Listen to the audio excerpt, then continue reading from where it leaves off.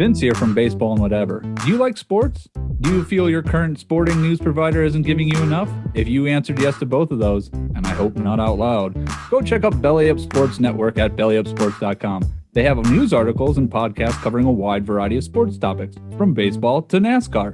Belly Up Sports, for all your sporting news needs. What's up, guys? Everybody, how's it going? This is Justin from Baseball and Whatever. I have Greg and Vinnie. We are here for episode 30. We are getting up there, guys. This is very impressive. I never would have thought. We're turning 30. Oh, we're in our 30s now. Oh, it's all down. Getting old. Yeah, don't remind me. I'm shocked, to be honest, that we've made it 30 episodes. And I looked on our podcast feed. We have like 57 different things uploaded in the podcast feed already. So for a little over what, 6-7 months, a little 6.5 months. Yeah, maybe? when did we start? April 16th, something like that. April 15th. April. You guys 16th, started without me. 9 Yeah, PM. we did.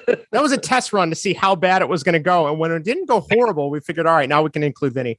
Anyway, we are Baseball and Whatever. If this is your first time listening, thank you for finding us. We discuss baseball for the first half of the show, but we all know that most people don't like baseball because baseball can be extremely boring. So for our second half of our show, we talk about whatever we want, whether it's music, movies, video games, TV shows, Star Wars, James Bond, Marvel, DC. Am I missing anything, guys? The Office, It's Always Sunny in Philadelphia, Seinfeld. Yep. I think I just nailed James Bond. Plus, much more. You said James Bond. Yes, I have to legally say James Bond every episode, I think. Otherwise, it's in the contract. It's in the contract. So. Yeah. But this week for our Whatever segment, Vinny suggested, and I am so excited because I love my 90s music. We are going to count down our top 5 90s songs of all time. That was a mistake. That was a mistake because in our text chain, Vinny and I have talked about how complicated this was because I have about 50 songs on my Google Doc I'm staring at right now. And I have one more spot. And like we were just talking before I hit record, my list changes on a daily basis. So I'm thankful a lot of people wrote in with their favorite songs. Unfortunately, we can't play any of the music because we will get DMCA'd on YouTube immediately and they will take our stuff down. But, you can just imagine the song or pull up YouTube or your iTunes. People still use iTunes. Spotify. You're probably listening on it. That's true. I had a student tell me once, Mr. McElwee, you still buy iTunes music? What's wrong with you? I'm like, yeah, I guess I shouldn't do that anymore. But anyway, we will get to that a little bit later. First, we have baseball talk. But first, we don't really have any feedback. But Greg, you got any hot takes or anything that you want to start off with? Or I know Vinny's got something for us too. Who wants to start? Vinny, tell us what you got for us. Yeah. It's exciting. We have an official text line for the fans out there. If you, instead of emailing in because you find emailing on your phone to be nuisance, you can now text us at 913-808-FART. You heard that correct. Thanks, Greg. anytime. That is 913-808-3278-FART. There you go. That is such a glorious number. I am proud. It really That is the official number of Baseball and Whatever. When you texted, I was busy and I didn't see the text at first. And then when I saw it, I'm like, yeah, that checks out. That sounds about right. So, especially coming from, Vinny and myself or whatever. Yes. Vinny's going to present something like that. I'm automatically on board. Oh, yep, yeah. Fart, poo, pee. Yep. Give me all of it. It's something that will be very memorable. So, so if you got a text, you got something to say, let us know. If you want to call in, it's also, I believe, a Google voicemail number, right, Vinny? Yeah. I'm not going to answer. No, I'm not saying to answer. We won't answer, but leave a voicemail. But if you want to leave a voice, if you want to leave a voicemail and it's airable, maybe we'll put your voicemail on the podcast as well. Yeah. And then, like Vinny said, you can also email us at baseballandwhatever@gmail.com, or our new fancy email is baseballandwhateverpodcast@bellyupsports.com. You can tweet us at baseballandwhat or find us on Facebook at facebook.com/baseballandwhatever. Greg, any hot takes? Any things we need to know before we start our show? Let's start with the good news, okay? We're on the climb. We're on the ascent of YouTube subscribers, including our friends Jack Lugo and Bill Koenig. Thank you very much. Yes. We're trying to reach that 100 mark. Is that our goal, at least? According to what I've read on YouTube today, if you hit 100, you can make a custom URL. So we could just be youtube.com/baseball and whatever. Because right now it's a bunch of numbers and letters, and it's very hard to tell somebody click this link unless you just say search baseball and whatever, which is also something they could do too. So, but yeah, we're very excited. And I know Shayla from Sweet Time with Shayla and Chelsea jumped on. They told us that they had subscribed. Bill, former guest on the show, subscribed. Jack, we got to have Jack on. Future guest.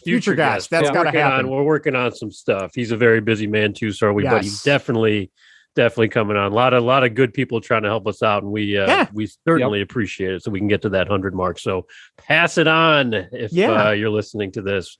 Get us up to 100, and we will read your stuff. Definitely, even if it's like insulting to us. Yeah, but we're used to it. So on a slight tangent here, while we're trying to make friends on YouTube, I'm going ahead and making enemies on Twitter. Saw this online, yeah. So I have been blocked by 3 people now. And, a couple things. What's taken everyone so long?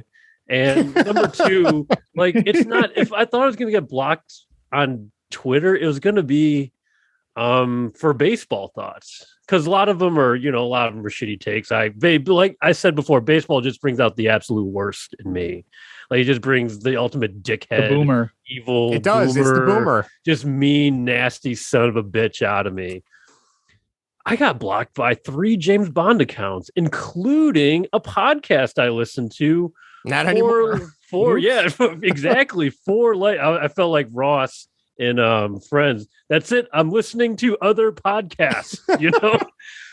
Anyway, do you know what you were blocked for, Greg? Yes. So what I do we're tight Twitter community, and I'm fairly new to this. I've only been doing this ever since we pretty much started the podcast, and I had to promote it on Twitter more. Kind of launched me in this universe. Anyway, there's some Twitter dickheads out there that are on this podcast. These I don't believe that. They're self-righteous jerks. Who'd have thought, right? Right. We'll get to them in a second, but the reason I got blocked, apparently, I'm supposed, is because I just clicked the little heart. I liked other people's tweets, in support of them that were kind of going against the views of the blockers and turning us into the blockies. So I think that's how it all started.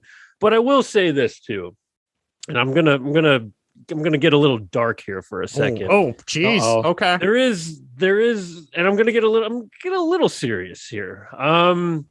There's an absolute pile of shit out there named Phil Nobile Jr. He is the editor-in-chief of Fangoria magazine. It's a horror magazine.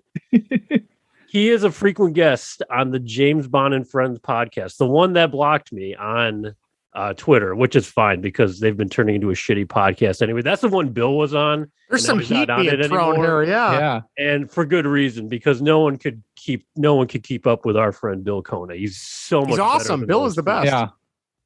Anyway, and hats off to the Bond community, because Phil Nobile Jr.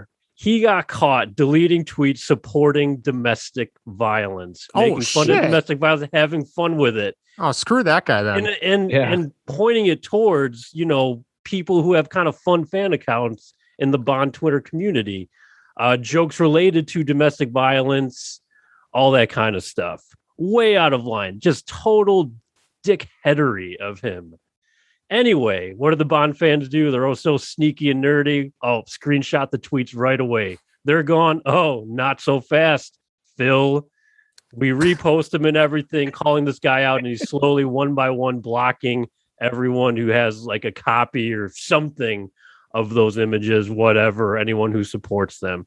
So if you subscribe to Fangoria magazine, if you know this Phil Nobile Jr. guy, this guy's the ultimate piece of shit. Just wanted to let you know. And if you need proof, I'd have copies of these tweets for you supporting domestic violence. Wow. So there you go. And this guy's also on a Bond podcast, which I will no longer listen to. Sounds like him and the head of Barstool Sports would get along great. Yeah, exactly. Dave Portnoy was speaking of Twitter. Yes. Yeah. Yep. Another scumbag that I know more allegations I saw broke his way, and shocking.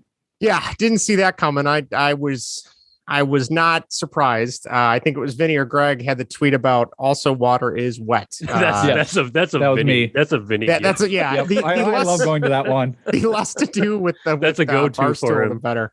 But let's get to some fun stuff. White Sox. I got one more thing really quick if you don't mind. Greg's on a roll. Take it, Greg.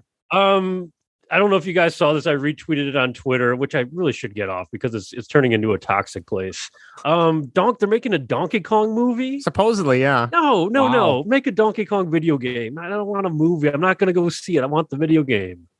Yeah, I also saw, speaking of I know the Mario movie's coming out in the near future, and Chris Pratt's Mario, which I still don't get, but Chris Pratt is also going to be the voice of the new Garfield too, which I saw that. That's weird. Yeah. Why? Yeah. Why? What? Okay. Whatever. I don't know. I'm slowly turning into that whole get off my lawn mentality. The new boomer. I am. I saw that. Greg like, pretty soon. We can't all be boomers here. I mean, granted, I know the guy that did the voice of Garfield for the cartoon has since passed away, so it's not like they can't get him to do it again. But it's like, I don't know. Chris Pratt, I loved Chris Pratt in Parks and Rec, but I don't think of him when I think of Mario and Garfield. I don't know about you guys, but he's just a highly marketable actor. Yeah, that's all it is. That's all it is. He was more Mario when he was at the beginning of Parks and Rec, when he was overweight and out of shape. Yeah, so let's go back to that. Right. You're right.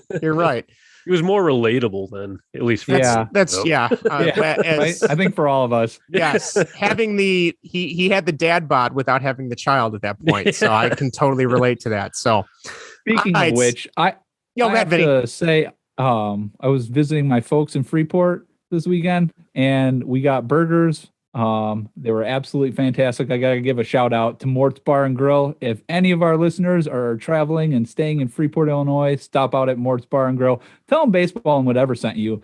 They probably won't have no idea what you're talking about, but tell them that anyways. And get yourself a burger from there, because it's probably the best burgers in Freeport. So, hot damn, I want a Mort's burger now. Well, shoot, next time we're back visiting the in-laws, we will definitely have to hit that up. We're hitting up Mort's. Now that the pizza place is still closed, right? So yes, yep, yeah. All right. Oh, that pizza place was good. It was. Yeah, it was. That kind of sucks. I loved their pizza. There's another good pizza place that we can go to in Freeport. All right, pizza. good. All right. So you're not gonna say Pizza Hut, are you? No. Hey, don't knock Pizza Hut, Greg. Don't. That could be a future sponsor, and I am all for it. No, it's too late. It's not what it was. Yeah. Come on, let's not kid ourselves. All right, fair enough. It was great in the 90s. It was. Which I don't mind pizza. In complete fair, I don't mind Pizza Hut. No. I'm thinking Lou Malnati's tomorrow. That's what I'm gonna have to try and pitch to Erica. So all right. I'm coming over. Come as long as you take a shift with the baby, that's fine. I will take a shift with the baby. I don't mind. Fair enough. She's doing much better now. All right, good. let's get to stuff though that people are actually, I almost said paying to listen. No one's paying to listen to this. Thankfully. Oh gosh, if you're paying to listen, if you're paying, stop. someone is taking advantage of you, and we are not seeing that money. So please stop. Maybe we should start paying people to listen. Yes. Oh, that's also strategy. Within the next day or two, there's a glitch on the website. Our merchandise store will be opening, so you can get hoodies, t-shirts, baseball tees, and long sleeve tees, all for a very affordable price, because we are not planning to. We are charging the minimum we can charge, so we won't be making any money. It's just we want our logo on stuff, and we want people to buy it so people can learn about our goofy little podcast that we have here. So be on the lookout for that. I'll tweet that out. I'll put it on our Facebook page, and don't worry, I will be sure to keep talking about that. So just wanted to give you a heads up before we get started. All right, we need to get started. White Sox talk. Marcus Semien has switched his agent to, he's now a Boris client. So, Greg, my question for you, are the Sox more than likely out for him because he's a Scott Boras client? Or Vinnie also wrote in, the Cubs are for sure out because of the Chris Bryant coup d'etat that took place in that whole situation. Do you want Marcus Semien back? First of all, Greg. Yes. So there's both answers are yes. Do I want Marcus Semien back? Yes. Are the White Sox out on him? Yes. We get Boras clients, but the bottom of the barrel Boras kind. Yeah, you get the Dallas Keuchel and all that stuff. So he would. It was. Yeah. I think I know you guys really like him. I would love to have him on the Cubs. Hey, I'd be down. I mean, obviously, I'd love to. I'd want him for the Sox, but if you get this guy in Chicago baseball all around is a hell of a lot more interesting. Probably automatically becomes the best offensive player in Chicago if they sign him. Yep. If you would have told me when he went to Oakland after he left the White Sox the first time that he would have really, boosted his career, I mean, I thought he was okay, nothing crazy, but like he is a bona fide. I don't know if you'd call him a superstar, but he's a bona fide all-star at this point, don't you? Oh think? yeah, definitely a silver. I classify him in that silver slugger type. Player. Yeah. So, he was part of the Samardzija deal. I think that's what it was. And I mean, we liked him when he was here, but he didn't do anything here until what he became to, but he was, rookie also. So yeah. Where do you think he ends up? Any guess? I'm trying to think who else needs a second baseman besides the White Sox. The Mets will take anybody. Yeah. Did you? Oh, never mind. I won't even bring it up. But I've seen some interesting stories about the Mets and more. No one wants the job. No one wants the job. The people that are advising the Mets organization right now are pretty funny. And the last I read was that they were thinking about not tendering Noah Syndergaard a contract, a qualifying offer or a contract. So he might be hitting. That's been rumored for a while, though. Yeah. When's the last time he pitched? It's been a while. Too. Yeah, it's been a long time. It's been a very long time. Which sucks because he's really good. He is. When he's healthy. When he's healthy. Really good, yeah. I kind of wish he would cut his hair. Am I the only one? Boomer. You're a boomer.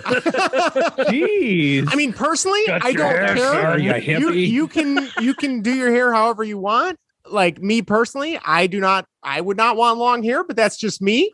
But I know he can do what he wants. Man, I'm really sounding old. Yeah, if he comes to Chicago, it's me like the Jack Parkman talking to him. New haircut, same dead arm. Yep. So I don't know. We'll see. I mean, do you guys have any other White Sox things you want to bring up? I know we are officially in the off season now, so I don't know what else you want to mention. If I could jump ahead really quick, I know we were going to talk about the Castellanos opt out. And I know, as we're kind of previewing these positions for the White Sox, I think for number one on some White Sox fans list, at least, is right field. And, Castellanos is obviously one of the big ticket free agents out there now that he opted out of 2 years and 34 left. I think that's what he was due. Yeah. Out of the 64 over 4, whatever it was. From the Reds, yeah. From the Reds. So he's obviously a big name out there that a lot of White Sox fans, would love to have, myself included. So if you look at the right fielder positions right now for the White Sox, it's kind of 3 names, at least for me. It's Adam Engel, Andrew Vaughn, and what's his name? Gavin Sheets. Okay. Obviously, 2 of those, are really gonna have to work on their, outfield defensive play and everything, and obviously, hitting, major league hitting too, because they're both rookies. I like those 2 a lot. I know I said this before, but if you wave, a free agent like that in my face, Castellanos, grab him. He's 29. He's still, relatively young. I would love if the White Sox pay that guy, but that's not really their thing. So, and I'm not really concerned about the defense if you can get the high offensive output, the home runs, RBIs, all that. Oh yeah, the slugging out of him. That's what I desperately want, because it was so shitty for a lot of the season with the White Sox bat. So, but then again, it's cheap ass Jerry Reinsdorf, not paying. I mean, it's almost like I was talking about today with someone at work. I was like, here's the guys we want, just like last year, and who we're gonna end up with, like the Adam Eaton type again. Hopefully not Adam Eaton, but he might make a comeback. The Adam Eaton, similar guy, or Adam Eaton tier, whoever that may be. There's all-stars, and then there's average, and then there's 50 layers of crap. Yeah. And then there's the Adam Eaton tier. Then there's Adam Eaton. Yeah. So. Greg, I will say for certain this offseason, they are not going to re-sign Adam Eaton. Ladies and gentlemen, wow. He said hot that take. last year. And he said it last year. He was like, not a chance. Don't worry about it. I got your back. Nothing will happen, Greg. You can trust me. And then what happened? Like, I didn't think they would go down that same road. They've been down that road. It's not like they had to change a GM either. The thing is, they always liked the guy That was the Really? problem. You know, he was always a Rick Hahn guy. Rick Hahn loves that Oh, type okay. of shitty person Yeah. for whatever reason. Just like that scrappy dude, and so did Tony La Russa. That's what made me nervous about it, because I knew in the back of my mind, because I know how much it killed him to trade him. Yeah. I don't know if you guys remember Yeah. that, but it did. And I was like, It did, God, yeah. no, that's beautiful. Like, I have 4 bums they're sending us. It couldn't be anything better. Luckily, you know, a couple of them were, you know, one of them was Lucas Giolito. But Yeah. one last thing I'll say, guys, that I've always liked this player, and I know maybe I'm coming off a little bit of a high because he just won World Series MVP, but Jorge Soler, man, I've been in his camp since he was a Cubby. I'm like, oh, this guy is just power. It's just a little consistency thing with him. But what I'm trying to say is, if they went the Soler route, I would really, really like that. Mm-hmm. That's just my personal opinion. Do you think that would be just as expensive? No, I think that'd be cheaper. Cheaper? I think that'd be cheaper. Yeah, Okay. I think Castellanos is going to cost a little bit. I think he's a free agent. It's pretty sure. Okay, I was going to say, is there a qualifying offer attached? Because there is for I don't know. Castellanos. So whoever signs. Oh, him yeah. draft Oh pick. yeah. There probably is. I'm not sure. I don't know. Yeah, whoever. Yeah, if they offer one, I don't know. But yeah, I don't know either. But I mean, Castellanos is the type of player where, I mean, if their window's open, and as you've alluded to, you believe that window's starting to close. I think it closes a little bit each year. I think that's the type of player you need to go out and get to make a statement saying we're all in this year. I mean, they're 100% started making trades, so I mean without he makes more sense with the White Sox than he does with the Cubs. Yeah, that's true. He does. I would agree with that. I would definitely agree with that. I don't know. I after the Adam Eaton thing last offseason, I just have no faith in money being spent. He was like, well, we signed Yasmani Grandal. I'm like, that's not even close to what teams are paying dudes, you know? No. I mean, he's in the 70 million. Are you kidding me? Yeah. It's like, it's not my money. Just spend the shit. God.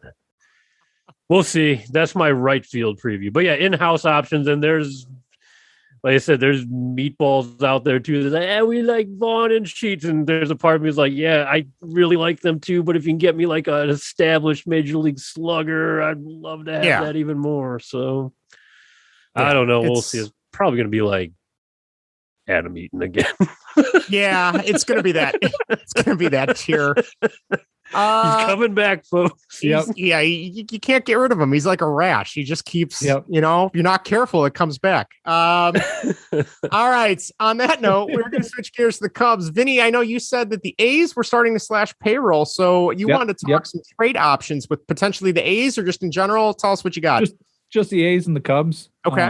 But yeah, I guess that's why Bob Melvin left, was because they're starting to slash payroll. So sure. I mean, the person that comes to mind for the Athletics that the Cubs could use would be Chapman. Yes. Oh yeah. Oh my God, that would be amazing. I mean, and so I think he still has 3 years left of arbitration. So he's cheap. He's affordable. You don't have to worry about trying to go out and overpay for Chris Bryant because you kept him down. So they could trade. They have all these assets now that they traded for these guys, and you know that's you can wait for them, but at the same time, if you're trying to make this be not a rebuild but a reload, as Jed had alluded to, this is the way you do it, right? You got to trade some of these guys that you got, and you got to get players. Well, especially with a guy with 3 years ARB, you know, that's just a perfect. It's almost like a perfect storm if they can make that happen. Yes, it would. And yes, it would. He's what? How old? He's 28, 27? Oh, 28? Okay. 28, yeah. So, and, looking at, was it baseballtradevalues.com to try to simulate the trade? Justin, you got any names that you think that they should trade? I'm looking not to jump off of Chapman at third base, but Matt Olson at first base. I would gladly take him too, but I don't. What about both of them? Sure, I would do that in a heartbeat. What about Schwindel? Yeah. You know what, Greg? I think for this, it's the same thing with the Sox outfielders. Like Schwindel, I would be willing to give him a shot and let him see how he does. But if you show me, if you say, hey, Matt Olson from the Oakland A's can come over in a trade. Schwindel's an afterthought. Oh, in a heartbeat, put the name Olson in front of anyone. Exactly. And same thing like you said, Vinny, I would gladly take Matt Chapman. Those two guys, I mean, they're good. I mean, they're really good. So, I mean, the only thing the A's they're going to get good draft picks. So, which you said, the Cubs have good farm system set up now. So, I mean, if you're willing to give some of those commodities away, I mean, it could happen. I would gladly take either one of those. I mean, Elvis Andrus at shortstop. Would you guys want Elvis Andrus, or you think he's kind of done? He's done. Yeah. And I mean, I'm thinking, well, no, I mean, he used to be really good. Yeah. I think he's just kind of getting old now. And he didn't have that great a season, did he?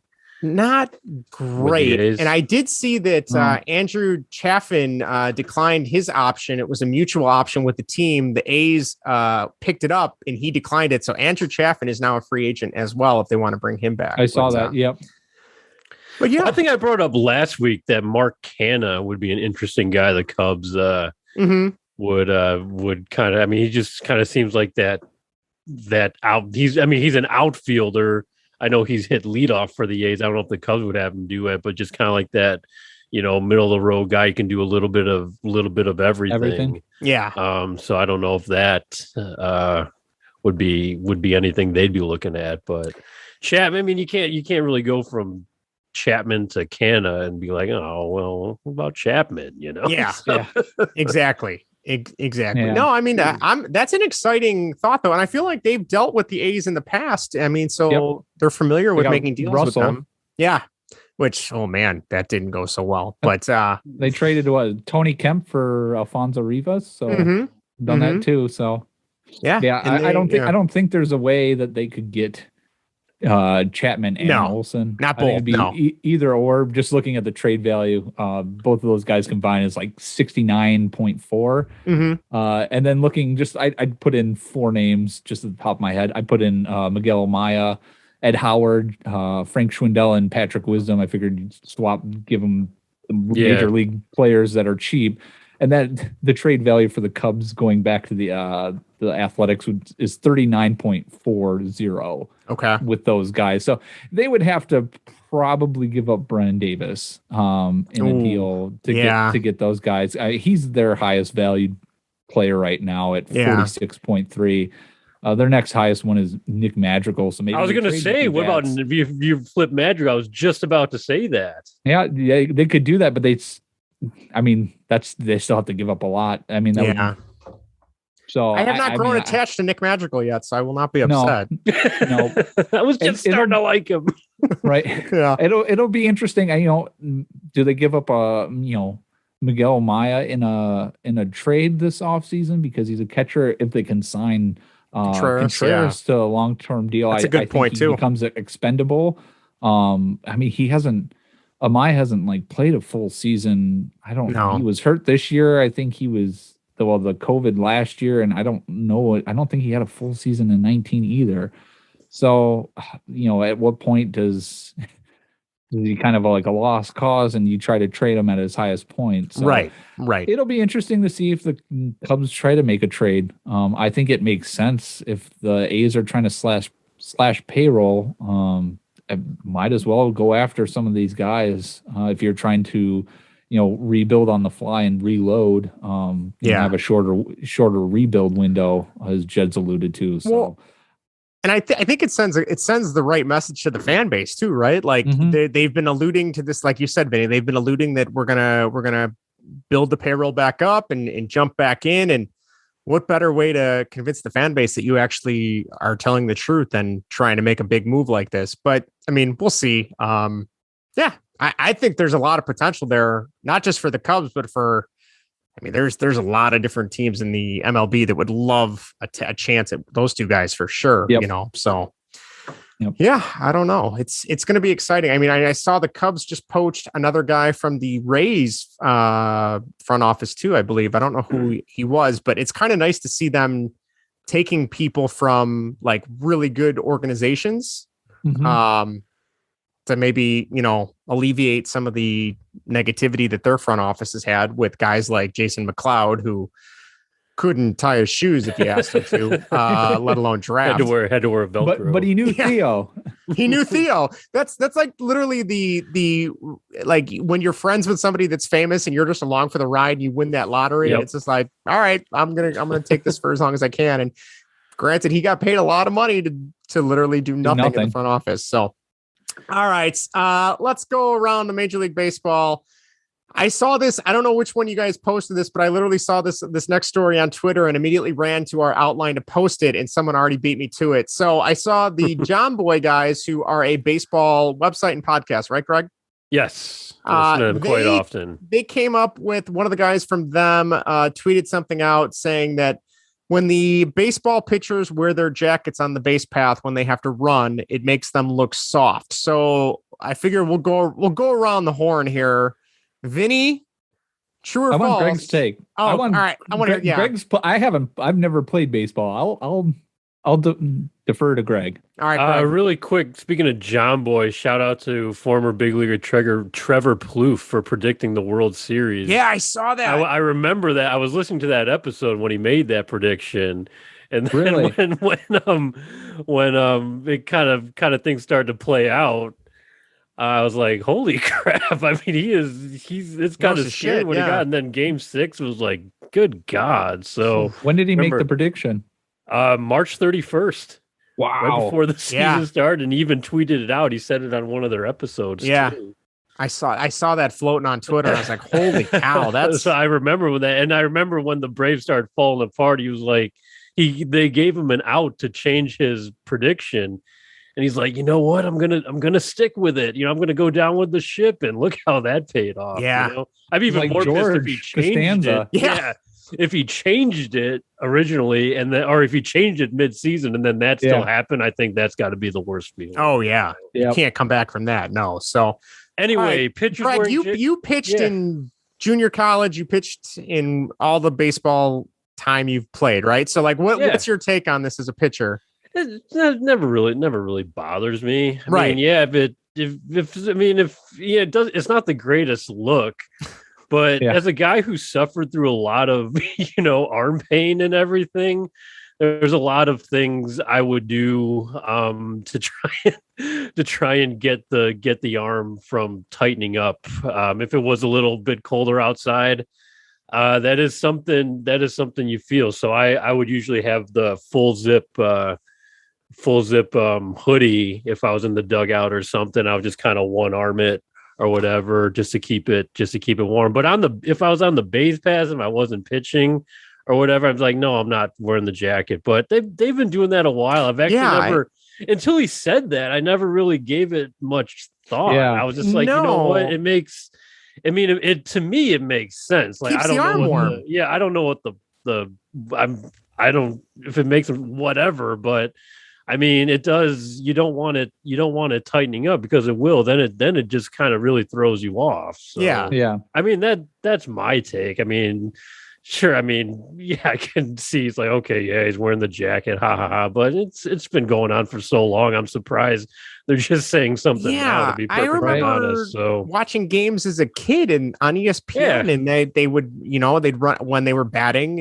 I mean, granted, realistically, this isn't going to be a problem or a situation much longer because I'm assuming at some point the DH is coming to the National League, and this is just going to be a memory. But yeah, like playing baseball growing up. Obviously, I was never a pitcher, and I would always freeze my ass off on the running on the base paths. But it is what it is. But if you want your pitcher's arm to stay warm so they can pitch effectively, then let them wear a coat. I don't understand the. It does help. I mean, obviously a jacket keeps you warm. It keeps your body loose and warm. So I mean, it's doing its job. So unless you're going to be out there, stretching and everything, you can't be doing that. You got to run the bases. Yeah. So, I mean, I didn't, there was a lot of like, not vitriol, but like, well, this is weird too. That's a little off. I mean, John Boy tends to be a little bit on the apologist side, especially when it comes to the players.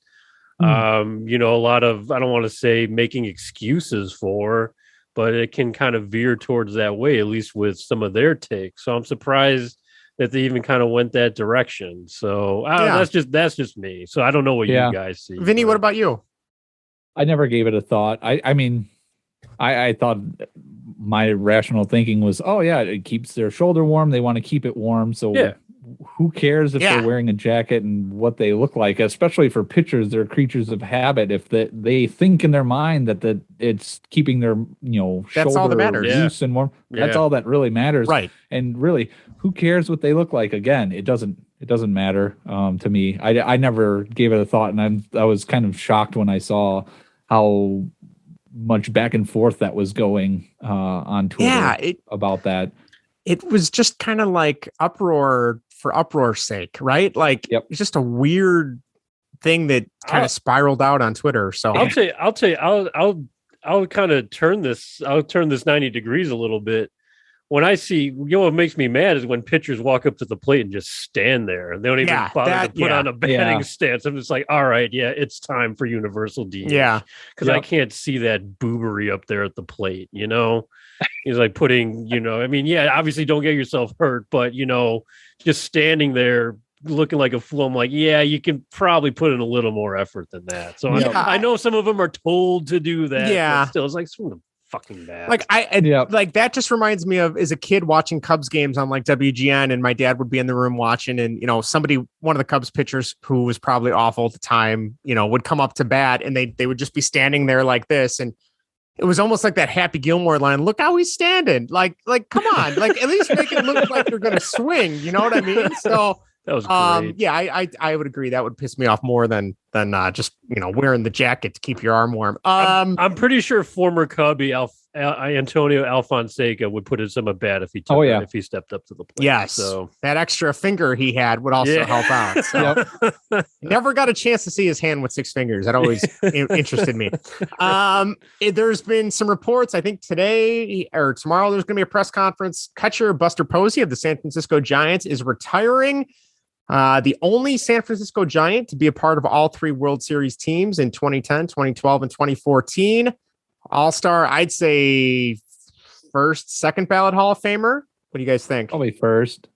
I mean, he's a good catcher. I don't know. I don't know. I have to look at that closely. He doesn't strike me as Hall of Fame right off. Really? So, well, I mean, maybe, but not first. I don't know. Maybe I'm not looking at it closely enough. Weighted runs created plus was like 127. And Yachty's is like 98 or something like that. So if Yachty's a first ballot Hall of Famer, which everybody's been...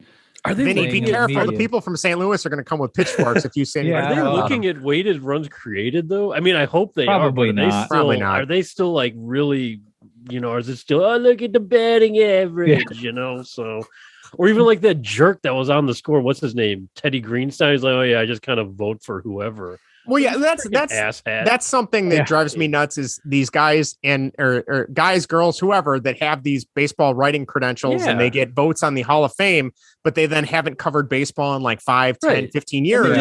They just wipe their ass with the ballot. Yeah, it's like, at least give it to people that are currently covering the league and can follow it. There's no reason. Or make an effort to do it. Or make an effort. Yeah, make a solid effort, Right. I mean, it doesn't take much to get on Baseball Reference. No, that's true. And start looking at these guys' stats and just going off of that. At the very least. But even if you have to do that, I mean, you nowhere near should be headed anywhere near the Hall of Fame ballot, Because I never heard of that Tim Raines or what.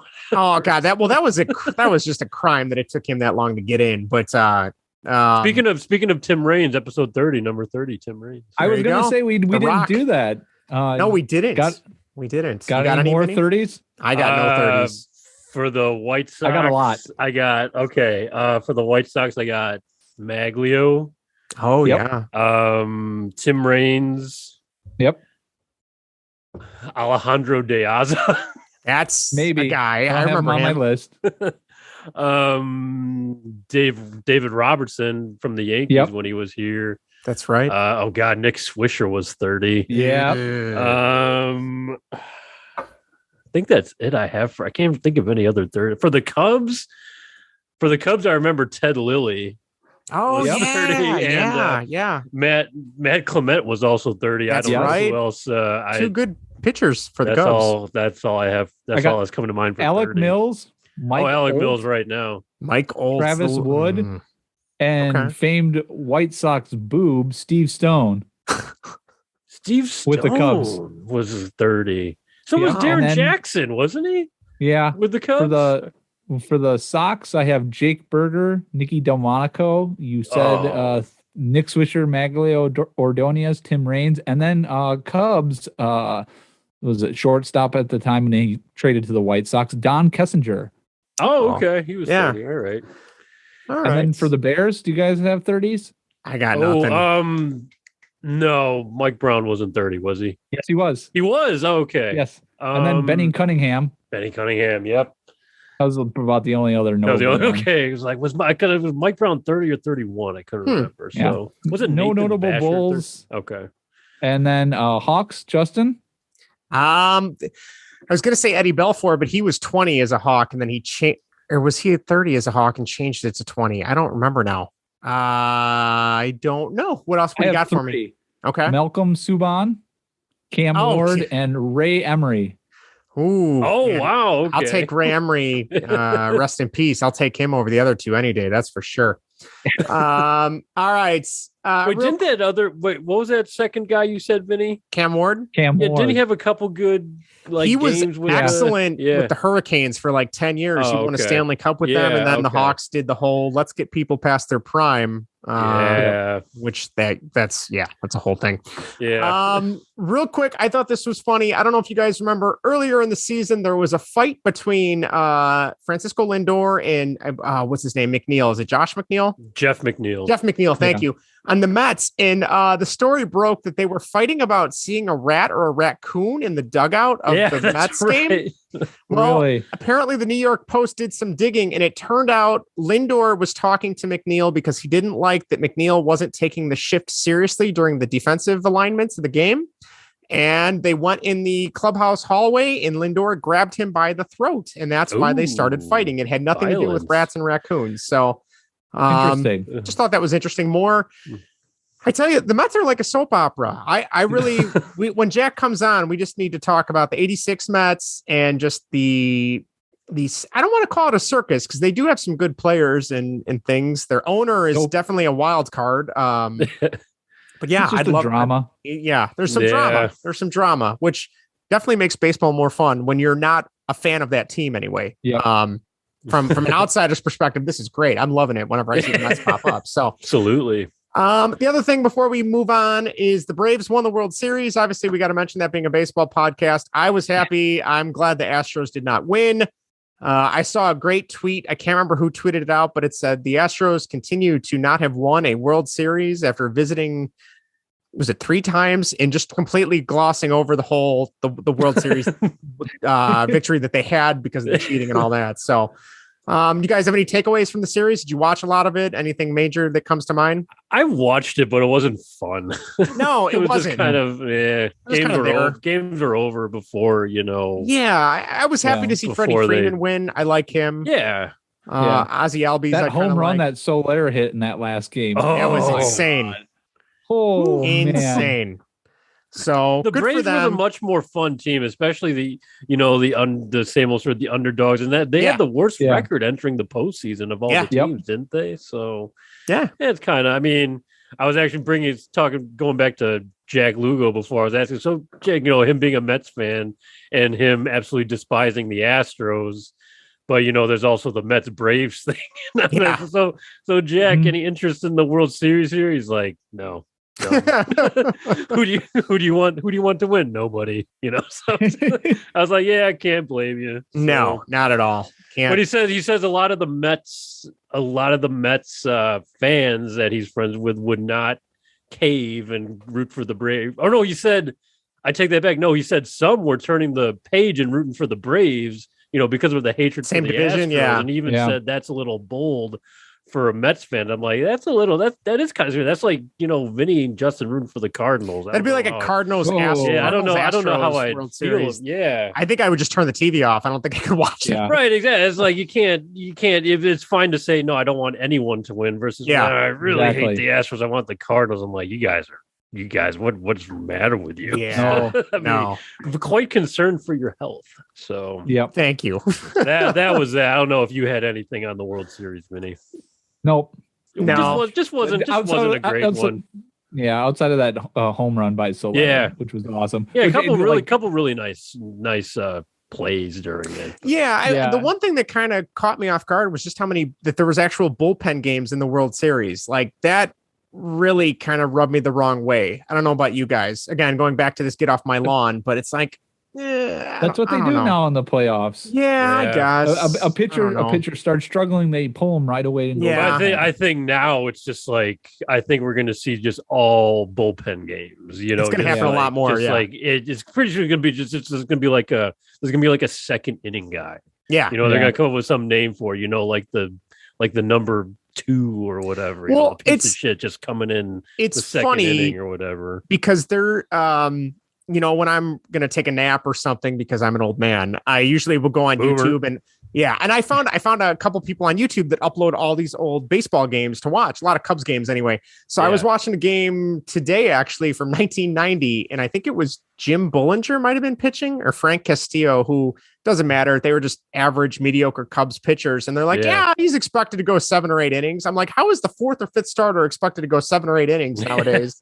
You pitched until you dropped. Yeah. That was your drop off point. I found like some old Sports Center highlights, and it was like, Mike Mussina pitched a 9-inning complete game shutout, and he pitched 137 pitches. And I'm like, you would never see that today, ever. Nope. You know what I mean? And that was like 95, 96. So it's crazy how much that has changed in 25 years.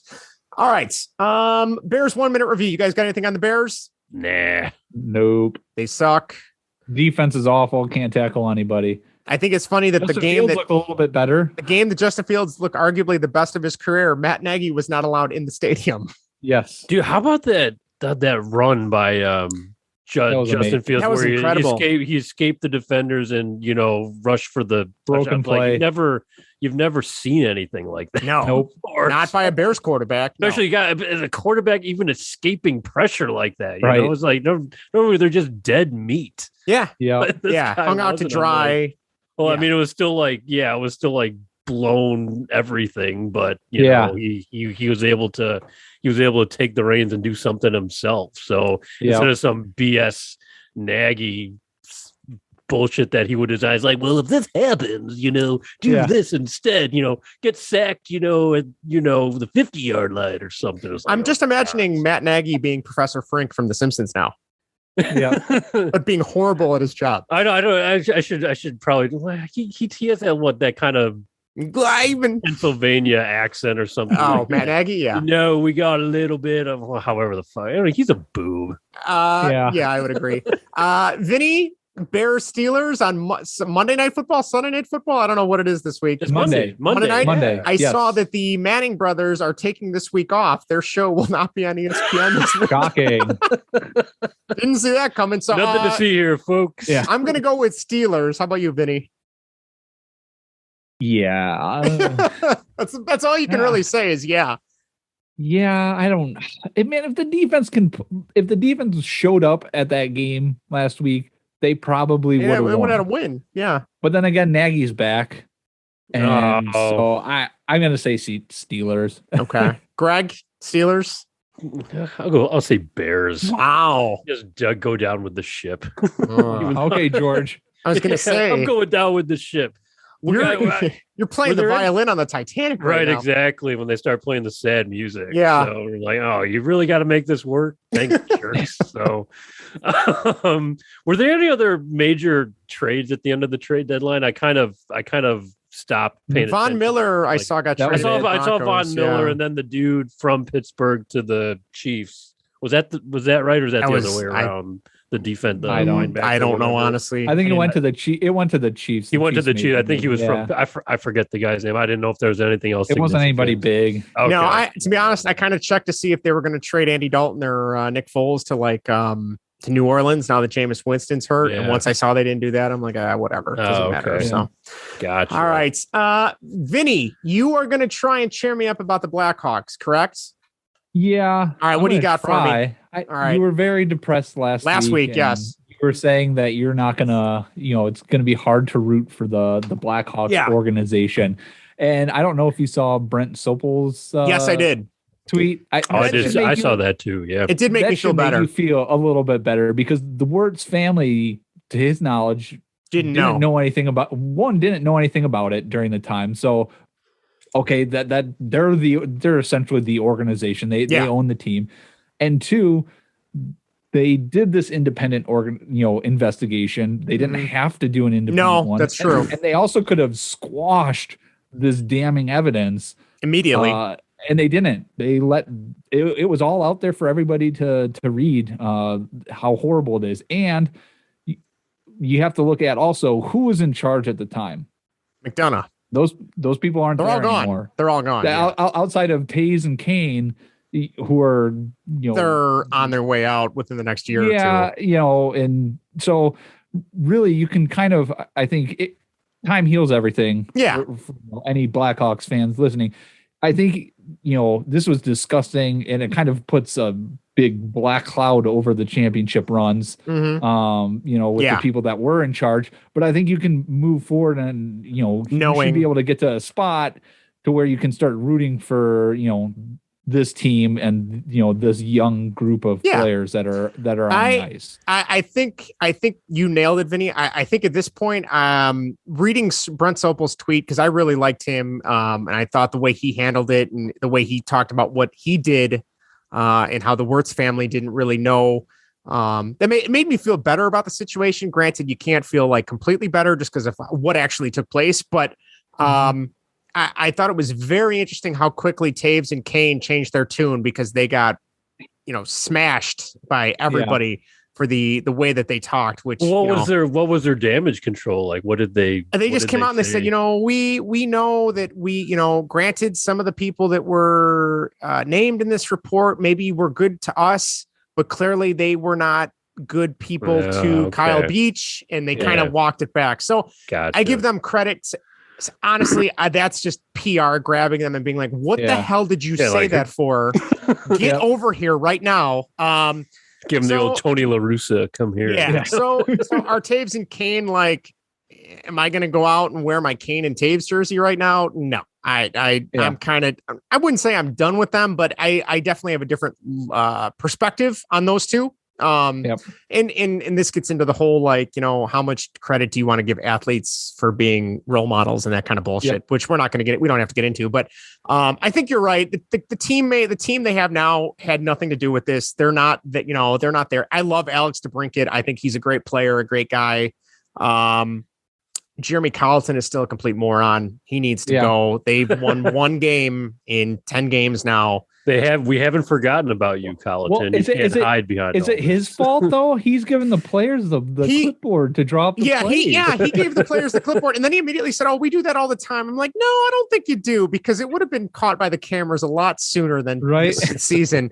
And Ryan Strome, who is one of the Hawks, I'd say he's one of the better players, definitely in their top 12, which would be their top four lines.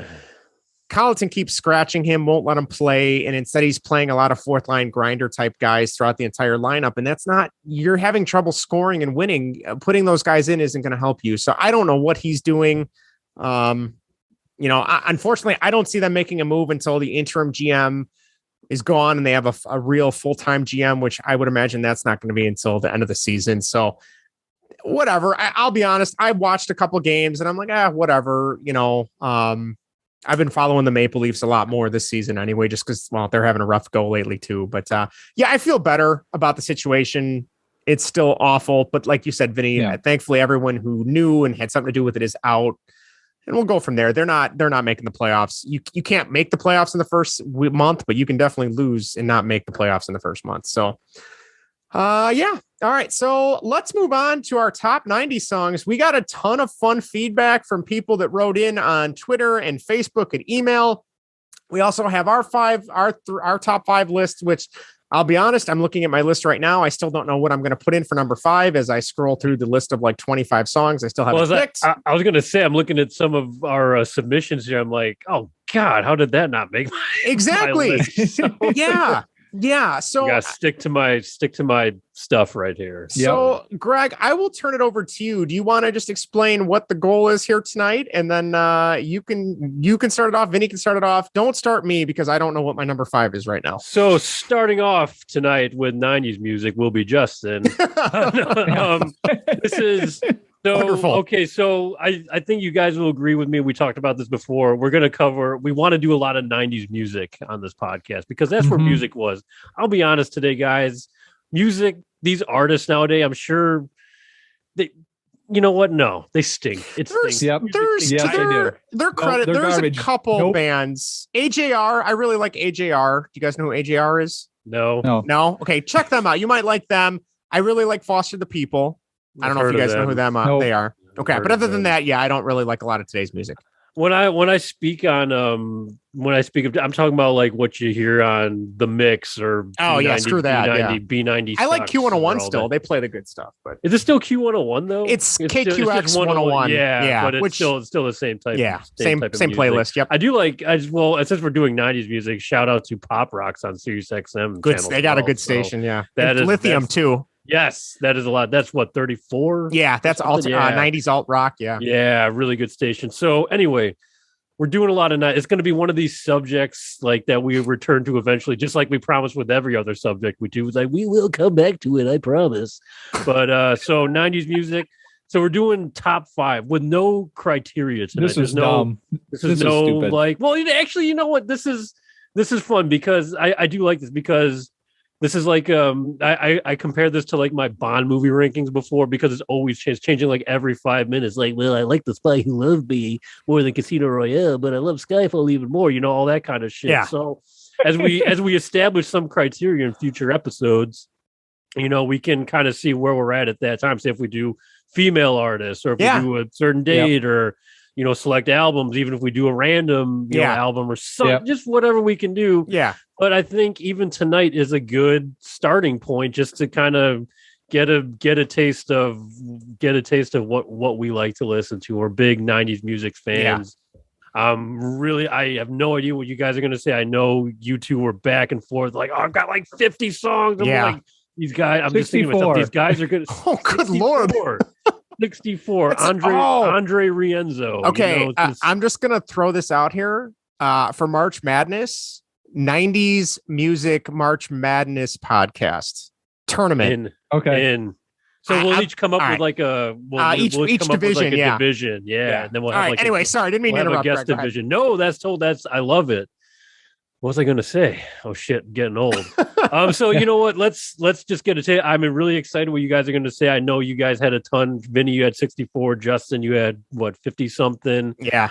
Me personally, when you brought this topic, I was like, okay, I know I'm going to go crazy. I'm not going to look up anything because my list will be like 200 songs. Just literally the first 10 or 11 that came to my mind, and I just kind of played with those just to throw that one out there. So, okay. I think I'll start with myself first. Go for it. Just to kick things off. And we'll keep with our rules. If I mention something that's on your list, you guys mention it when it's your turn to come to a sound fair. Gotcha. That way we each get to, go through our 5. So, like I said, I played with my number 5 a lot. I know you guys did too, I'm sure. It actually changed right before we started recording. It was, like a 5-6. And I'll get to that other one later, but I'm going to go with One Headlight by nice. Good Bob Dylan. Good pull. Mini Bob Dylan with Jacob Dylan. He was there. Was that Bob Dylan's son or nephew? That was Bob Dylan's son. Yeah, Jacob Dylan. All right. He's in his 50s now. Can you believe that? Oh, good Lord. But One Headlight was Bringing Down the Horse in 96. That was a very, very I bought that album at Walmart. Fantastic album. It's a darker song, but it's just so rhythmic. It has a great melody. I mean, it's about, it's really about loss. It's actually kind of sad or whatever, but it's just got, I mean, it's a beautiful song. And, it's one of those that I always kind of do this thing where, I'll be listening to a playlist and there's hundreds of songs that I'll skip. And that is like never one I will skip. And I'll even, go back to listen to again if I can, if it's like on a playlist on Amazon Music or something. But just one of my favorites, and something that's lasted ever since I was a kid. I was still, really young in '96. I think I appreciated it a couple years later, but it's definitely one of my favorites. So I don't know if you guys have any thoughts. Good choice. On that one, that's no, it's a good one. That's a good one. I remember that was in my list of 64. It was on my list of 50 I'm too. glad. Yeah. I'm glad. All right. That was a good album. I remember I had my big boombox that I would, bring in our like family room den, whatever, where our computer and our video games were, and I would just pop that CD on. And I think was it Three Marlenas was another good song on there, and The Difference, that was another good song. Yeah, that was the other one. That one too. So that's I don't think anyone else is. I was kind of looking through our submissions. I don't know if anyone else put that one in. I don't think so. No, I don't think so. But that's a good one. Nice job. I like it. All right. How about we pivot over to Vinny now for his number 5? We'll give Justin a little more time to make that final call. So here we go. Number 5 from The Chronic, Nothing But a G Thing. Absolutely love that song. I had to get some rap on song on here. Yeah, I had to do one because 90s rap is definitely the best. Yes. And that song, I think I got into that song not during the 90s. I was way too young, and I don't think my parents would let me buy The Chronic. They're just learning about this now. I'm surprised Erica didn't have that album, to be honest. She didn't get into rap until Eminem. I was going to say it was probably Eminem, late 90s. I had a bunch of his albums or CDs at the time because of Erica. I just burned them from her. But yeah, this song, I really got into this song when Grand Theft Auto San Andreas came out. Oh, and it was one of the tracks in the radio stations, and I would always just... which radio? Do you remember the radio station, Vinny? I don't. Oh, gosh. I could hear it right now. I haven't. That reminds me, I need to pre-order that new collection in a while. Yeah. Yes. But absolutely love that song. Dr. Dre and Snoop Dogg. Just a fantastic song. Every time it comes on with 90s radio, I'm attempting to rap along with it. So try to picture that with the lyrics and me in the car. It's embarrassing. But yes, that is number 5. I had to get some rap song on there. And that is definitely a category I think we could probably do as I'd be up for rap songs. Yeah. That's another great. Yep. That's another. It probably wouldn't be my number 1, but I had to put it on there. And these are always again, it's an ever flowing top 5, and it made it on there. And I didn't want to remove it once it was there. So so some of these submissions are going to be out of pure respect too. Is like you can't have the list without it. No, so that's always totally fine. You get 10 more seconds, Justin. I'm ready. I think you know what? We're gonna go ahead. Before we get I'm gonna read Josh's submission because we got a lot of stuff here. We'll try to get to all of it. Summertime by Sublime, which was in great song. MLB video. I can't remember which one it was, but that song did make a MLB game eventually. I can't remember which one though. Okay, here's a question. Nice. Maybe you guys can answer this. When I had that album or that song, I think I downloaded it from like LimeWire back in like 03 or 04 or whatever. Or Kazaa. Sure it was a Napster. No, we had Napster at the very end, and then I got Kazaa and Morpheus and LimeWire. Got so many viruses on our family computer. Anyway, that song, I have heard that song. I thought it was Summertime, but then I've also heard it referenced as Doin' Time. Do you guys know what the real version of that song is? I've seen it both ways. I don't know. I think it's both. Okay, I've always been curious. That's a great song. That is a great song. So I agree. Good call. Glenn, really quick, also writes in Thunderstruck by AC/DC. Big fan of that song as part of the White Sox opening intro music, and you can't go wrong. Great drinking game too. All right, I think should we be playing that? All right, are you ready, Justin? Justin's number 5. So I honestly, I was telling Vinny this before we started recording. I could totally do like top 5 or all 5 of these could be 90s rock songs, like alternative rock pop songs because that's what I love. But I feel like I want to vary it up a little bit. So I went the route of at different points in the 90s, different songs I liked when I was at certain ages, just to switch it up a little bit. I'm being contrarian. All right. My number 5. I'm going to take you back to like 1994-ish. Little Justin's out playing wiffle ball, basketball, street hockey. And I had this song booming on the radio, and that is Whoop There It Is by Tag Team. Nice. I will admit, I heard that song for the first time because of Mighty Ducks 2. They play that when they're playing street hockey. I remember. I don't remember that. Yep. Oh, yes, they do. Which, if you've ever listened to the lyrics, which about 4 or 5 years ago, I actually went through and read the lyrics. Yeah. That should not be in a Disney movie. No, that is a horribly dirty song. Yeah, horribly dirty. All about doing it. Yeah, that's all it is. But I would sing that song. I remember I had the Mighty Ducks 2 cassette that was on there. I remember just blasting. I had the same cassette too. It was good. It was a good. The soundtrack. Oh right? Yeah. Oh yeah. So that was my number 5. I just remember going to, this is really going back, in Oak Lawn where I grew up. There was a roller rink, which has been since knocked down, but they would play the music while you skated, and we would always request that song because you got to skate to Tag Team. Whoop, there it is. There's no other song. So that is my number 5. Now I need to go listen to that song. I'm just going to say that was almost my number 5. Justin. Was it really? Was almost the rap song I put on there. Yeah. I think this is why we get along so well, because we have very similar taste in music. So I was going to say that wasn't even on my radar. Oh, what an amazing call. What an amazing. I was like, oh man, I've clearly stuck to one genre on my list. Yeah. Well, if I could have done that, I could have definitely done that. You guys are being much more open with yours, which I really. The rest of mine aren't. Mine not so much. Real quick, I'm going to read Erin. She wrote in on Facebook. She said her top 5 90s, anything Backstreet Boys. Mbop by Hanson, which I will admit that was a guilty pleasure of mine back in the day. Mm-hmm. She also said anything from Alanis Morissette, which I will agree that is a couple of Alanis Morissette songs were in my running for my top 5. Head Over Heels. Hand in My Pocket. Hand in My Pocket. Head Over Heels. Thank You. All good songs by her. Tub Thumping by Chumbawamba. I will admit that was the second album I ever bought. Because I loved that song. Just for that one song. And the rest of the album was garbage. There wasn't much else on there. So, and then she also said Ace of Base, The Sign, which I will admit, my first album I ever bought was Ace of Base. So, was it really? You look like an Ace of Base fan. It was. It was. And I am still. You give me The Sign or All That She Wants. Don't Turn Around. Yep. You're going to see my heart breaking. I'm right there. So, yep. Great songs. Right. Take it away, Greg. I'll give an honorable mention really quick to Alanis Morissette, and I'm a big fan of the song "Ironic" from Jagged Little Pill. Even though it's really nothing really is ironic in the song. I know that's kind of like the shtick with it or whatever. Is such a good album, though. Too. It is. You know what I mean? It is. Yeah. No. Definitely one I could listen to. Whenever. But number 4. All right, sticking with the list.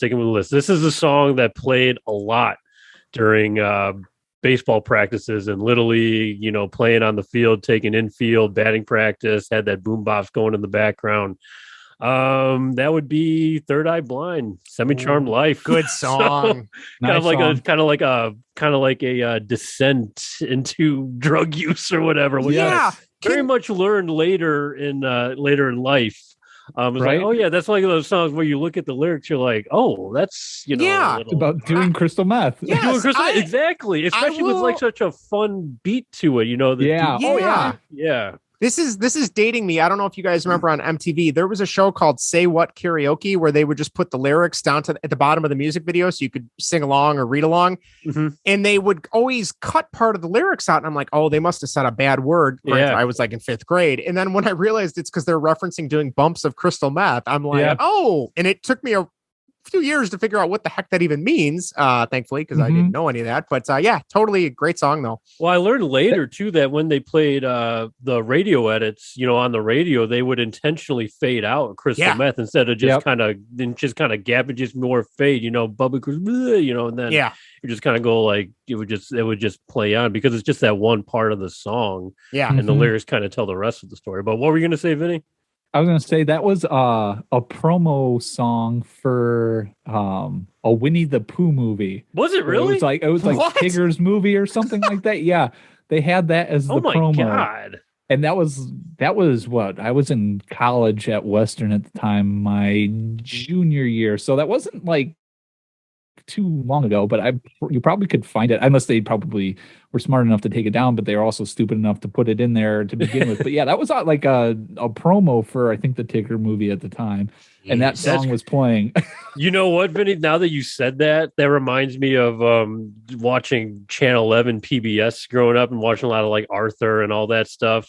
They would do little, kind of commercials in between. And one of the background songs was "Damn It" by Blink-182. Oh, geez. So That's really obviously they left out Mark Hoppus going, "Did you hear he fucked her?" Yeah. But I was like, as a big Blink-182 fan, I was like, damn, they're playing "Damn It" in the background. Yeah. Just the guitar, just the Tom DeLonge guitar riff. But that's so funny. Different drummer. That's before they had Travis Barker too. Yeah, that's right. Fun fact. That's right. So, yep. there you go. Interesting. Whose turn is it? I think it's getting lost in the music. My turn. Go ahead, Vinny's Vinny. turn. I'm gonna Number 4. Read one of the go ahead. Mark from Mark. Is that my cousin? That is your cousin Mark. Yes. All right. I saw his list and his first one on there, Space Hog. In the meantime, Great song. That is a great song. That was on Good my was on mine as honorable well. mention. So I figured I had to read his. He also had Pearl Jam, Elderly Women Behind the Counter in a Small Town, Out Come the Wolves by Rancid. Great band. Offspring, Self-Esteem, good song. Great song. Fixer by Metallica, or anything by Metallica, or anything by Garth Brooks. So I had no idea he was a Garth Brooks fan. Had no idea. You didn't know that? No, I did not. See, I think there's every genre of music for 90s. I could probably come up with a top 5 list, even country. I think you're right. Too. I think it's probably the best era of music. I agree. Yeah, I would agree with that. I would agree with that. Any genre. I mean, he even had the emergence of ska too. Yeah. I don't know how big you guys are in that. Oh, I love me some ska. A lot of great bands coming from there. But okay, without further ado, my number 4 is Misery by Soul Asylum. Oh, good song. All right. Absolutely love that song. It's just dark, but it also rocks at the same time. One of those songs, I think it's in Clerks 2. It's at the end of that movie where that plays. I love listening to that song. Usually I joke that I listen to that song every day when I go to work. That's a great song though. Yeah. So number 4, Misery, Soul Asylum. Nice. Awesome. Good call. Awesome. Oh, should I give you a second for Yeah, you can read another one. I think I know what I'm going to go with. But Michelle writes in, Janet Jackson. That's the way my love goes. Not on my list, but good call right there. Janet Jackson shout. So was that on any of your guys' list right there? No, I don't know if my favorite Janet Jackson song is Escapade, but I don't know if that's a 90s song. I think that's an 80s song. Oh, okay. Brandon writes in, Dreaming of You by Selena, 3 a.m. by Matchbox 20. Great band. There's a really good song right there. And I heard that on Pop Rocks earlier. That was my third album I ever bought was Matchbox 20. So, and You'll Be in My Heart by Phil Collins, which I believe was from the he wrote that for the Disney Tarzan movie, didn't he? I think so. Right. Yeah. All right. That's right. He tried to be actually really nice. John after The Lion King. Yeah, that's right. It was actually a very beautiful song. Fun fact, when I was in band in middle school, we played that song in our concerts. There you go. Interesting. Didn't you play? Oh, you played something else too that we played the Duel of the Fates too. Yeah. Duel of the Fates. And the Jurassic Park theme and a bunch of stuff like that. You played a song that didn't make my list because it technically came out in the 2000s, but you played the Middle by Jimmy Eat World, didn't you? Oh, I played that. I played that when I was in a band in high school. Yes. Oh, okay. I was like, you played that in band class. I'm like, that's like no. I played that. I played that on the drums for the band I was in. We also played Self-Esteem by Offspring that I know Mark mentioned too. So. Nice. Yep. All right, Justin, it is your turn for number 4. I think I'm going to go with this one again. There's so many others. I was thinking of throwing some Dave Matthews on here, but I decided not to. I was thinking about throwing some Beastie Boys or U2 on here, but this is a singer there's a couple of her songs, mid-90s songs I really like, but this is my favorite song by hers, and that is All I Want to Do by Sheryl Crow. Are you serious? I love that song. That's a great song, but I did not see that coming. What a shot. I didn't see that coming either. I love that song. I don't know why. I have this very vivid memory of being out in my parents' garage in like grade school and that song coming on and being like, this is a good song. And I don't know why, but it's funny. My mom and we've talked about 90s music a bunch because she knows how much I love 90s music. And she's like, oh, that's a good song. But whenever I hear that song, I think of the OJ murder trial because that was right around the time that got announced. And I'm like, oh God, okay, well, don't pollute my memory of this song with that. I don't want that. So I'm not the biggest Sheryl Crow fan, but All I Want to Do. She's got a lot of good hits. He's got some other. If it makes you happy, Every Day is a Winding Road. Yeah, Every Day is a Winding Road. That's what I was going to think of. Yeah. Once she got to like, what's the song she did? It was like the sunny. Soak up the sun. I kind of bounced after that. I'm not a big fan of first song I played in marching band was that one. Really? Oh, really? That's awesome. Vinny, I didn't know you were in marching band either. I was in marching band. Oh yeah, I played the trumpet. So did I. Oh my gosh. Yep. Did we just become best friends? We just remember, yeah. What am I getting into here? I will read another one here. Let's see. Who do I want to read? Let's go with my grandpa Ron. He realized he can tell his Alexa to play baseball and whatever, and our podcast starts playing now. Yeah. So he is all in on all our shows. But he said Money Talks and Highway to Hell by AC/DC. And he also loved River of Dreams and My Life by Billy Joel, which River of Dreams, if it's the song I'm thinking of, I liked that too. I did not realize that was a 90s Billy Joel song, but good song. Or I'm thinking of In the Middle of the Night. Is that River of Dreams? Yeah. I don't know.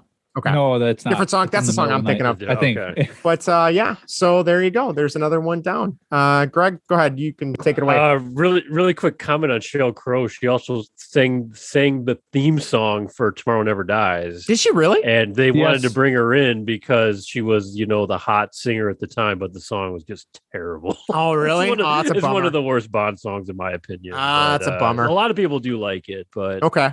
That's the same reason. Justin, I think you're right about the River of Dreams.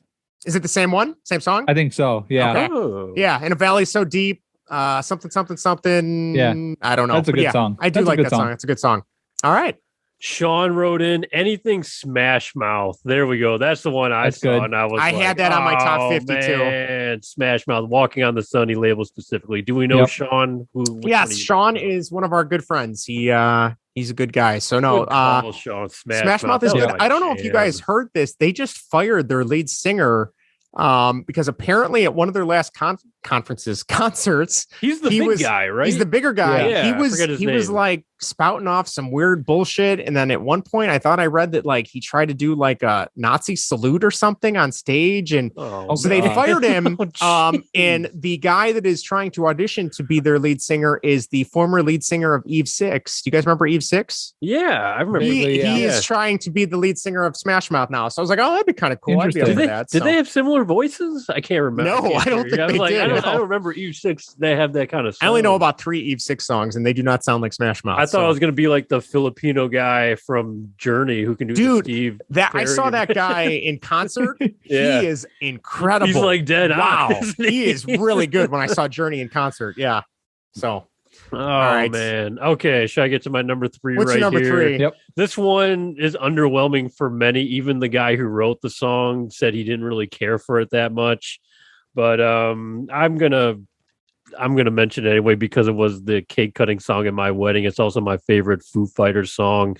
It's just a kind of a little bit of a song of inspiration and nothing else. There's really nothing else to read into it, but that's "Learn to Fly." Great song, Foo Fighters. Okay. So great song. Nice. Just one of my favorite melodies. One of my favorite, just a good old fashioned rock song that I love listening to at any time. That's not one of the highest rated Foo Fighters song, but for some reason, that's a song that I love the most by them. So there were, I don't know about you guys, but there were so many Foo Fighters songs I wanted to add, but I didn't, like My Hero and Everlong. Everlong is one of my favorites. Everlong is like the one, that I have like a newfound appreciation for the acoustic version of Everlong, which as a kid or as a high schooler, I was like, I want the rock version. It's a little. Well, yeah, as you appreciate music good, more, yeah. you kind of appreciate that acoustic sound a little bit. But yeah, Learn to Fly is just one of those songs that I find, really attractive. And like I said, it was like one of the few songs I could pick at my wedding. So also a video they banned on MTV right after 9/11 too. Yeah. Yeah, that's right. But yeah, Dave Grohl has come out and said that he wasn't. Yeah, he's just like, that song just is what it is. Well, I really like it, Dave, if you're listening. Yeah. So that was my number 3 there, guys. And that was a lot. That was actually, I was actually thinking about putting that a lot lower, and it was kind of not on my list at one point, but I was just thinking, like, you know what? I didn't want to overthink it. And that's one of the first songs I thought of when we were trying to come up with it. So you know what? It's like, it's going on there because I have to have it on there because I listen to it a lot. So at least when it's on. So that's why it's there. So there you go. Your turn, Vinny, for number 3. I'm going to read off another write-in. Joe said all of Nirvana, old Blink-182, Limp Bizkit, Slipknot, old Green Day, not songs, but throw a dart at any of their early 90s songs. And the Malcolm in the Middle theme song, do you guys know who wrote that? I only know because I'm looking at the answer on the outline. No, I did not know this. Okay. It was it was called Boss of Me, and it was by They Might Be Giants. Yep. And they also do another theme song to another TV show. Greg, you might know this one. I think I do. Is it the Mickey Mouse Clubhouse? Yes, it is. Yes. It's the Mickey Mouse. I remember. I think we were watching at your house. Really? I'm like, yeah, it is. If you listen to it closely, because I remember we were at, I think it was at Greg's house, and Andy. Did you bring that up, or did I bring that up?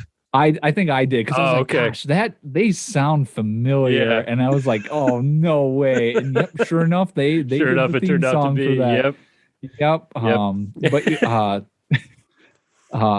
yes. Okay. So my number 3, I'm pretty sure you guys have never heard this song before. Maybe you haven't even heard of the band. The song is Monday by Wilco. Oh, I've heard of Wilco. I've never heard Monday though. I'd probably know it if they're a Chicago band, right? Yeah, they are.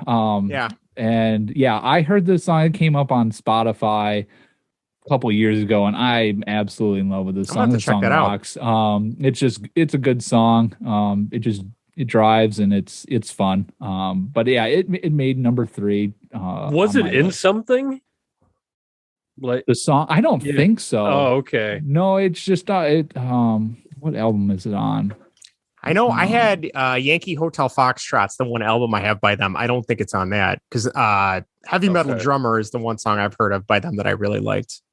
They're kind of a self-titled album. They're more of a chill band though, right, Vinny? They're not too... Yeah. No, yeah. And this song's definitely not like their other stuff. It's on their album Being There. Yeah. Okay. All right. I'll have to check that out. Nice. Yep. Awesome. Good call. All right. Am I up next? I don't even know whose turn. No, it's Greg. Is it my turn? No, you're up next. You're on number 3. I'm going to read real quick. I'm going to read my mom. She wrote in. She gave us a huge list. So thank you, Mom, if you're listening.